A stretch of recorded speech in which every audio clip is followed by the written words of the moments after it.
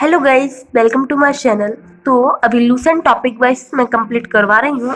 उसमें अभी अपन हिस्ट्री कर रहे हैं। तो हिस्ट्री में मेरा ऋग्वेद, यहाँ से भारत का इतिहास, फिर प्राचीन भारत में ऋग्वेद और यजुर्वेद, सामवेद, अथर्ववेद हो चुका था। उसके बाद मैंने ये जो इम्पोर्टेंट नोट दे रहे थे, मैंने इनको भी आपको समझा दिया था। तो अभी हम स्टार्ट करने वाले हैं प्रागैतिहासिक काल।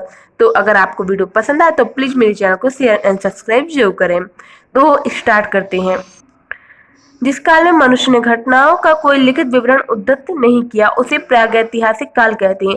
मीन्स जो अभी तक हमने पढ़ा वो एक लिखित रूप में था, वेदों के रूप में, जैसे ऋग्वेद, यजुर्वेद, सामवेद आदि में हमें लिखा हुआ विवरण मिला, लेकिन जो लिखित नहीं है उसे प्रागैतिहासिक काल कहते हैं। मानव विकास के उस काल को इतिहास कहा जाता है जिसका विवरण लिखित रूप में उपलब्ध होता है। मीन्स जो अभी तक हम पढ़ रहे थे वो एक इतिहास का पार्ट था, अब ये प्रागैतिहासिक काल है। मीन्स प्रागैतिहासिक का पार्ट पढ़ने वाले हैं, क्योंकि यह हमें लिखित रूप में नहीं मिला है। तो आधे ऐतिहासिक काल उस काल को कहते हैं जिस काल में लेखन कला के प्रचलन के बाद उपलब्ध लेख पढ़े नहीं जा सके। मीन्स कुछ लेख मिले तो, लेकिन उन्हें कोई पढ़ नहीं सका, वो भाषा ही नहीं किसी को समझ में आई, उसे आधे ऐतिहासिक काल कहते हैं।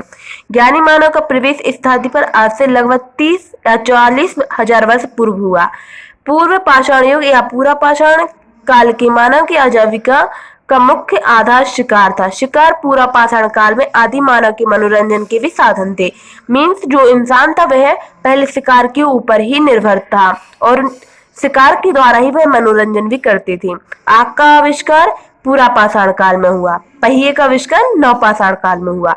मनुष्य में स्थायी निवास की प्रवृत्ति नवपाषाण काल में हुई तथा सबसे पहले उसने कुत्ते को पालतू जानवर बनाया। मनुष्य ने सर्वप्रथम तांबे का धातु के रूप में प्रयोग किया। उसके बाद बनाया जाने वाला प्रथम औजार कुल्हाड़ी था। प्राप्त कहाँ से वह हुआ? अतिम पंकम से वह प्राप्त हुआ। कृषि का आविष्कार नवपाषाण काल में हुआ। प्रागैतिहासिक अन्न उत्पादक स्थल मेहरगढ़ पश्चिमी बलूचिस्तान में अवस्थित है। कृषि के लिए अपनाई गई सबसे प्राचीन फसल गेहूं है। मीन्स जो प्राचीन फसल गेहूं है, लेकिन मानव द्वारा सर्वप्रथम उपयुक्त अनाज चावल था। मीन्स जो उगाई गई थी वह तो गेहूं थी, लेकिन इस्तेमाल सबसे पहले किसका हुआ? चावल का। कृषि का प्रथम उदाहरण मेहरगढ़ से प्राप्त हुआ। कोहिलवा का संबंध चावल के प्राचीनतम साक्ष्य से है। पलवारम नामक स्थान पर प्रथम भारतीय पाषाण कलाकृति की भी खोज हुई थी। भारत में पूर्व प्रस्तर युग के अधिकांश औजार स्फटिक पत्थर के बने थे। रॉबर्ट ब्रूस फ्रूट पहले व्यक्ति थे जिन्होंने 1863 में भारत में पुरापाषाणकालीन औजारों की खोज की। भारत का सबसे प्राचीन नगर मोहनजोदड़ो था, सिंधी भाषा में, जिसका अर्थ मृतकों का टीला है।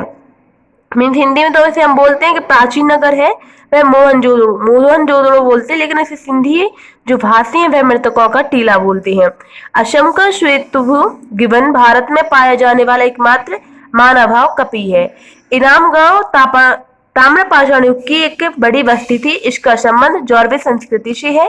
भारत में शिवालक की पहाड़ी से जीवाश्म का प्रमाण मिला है।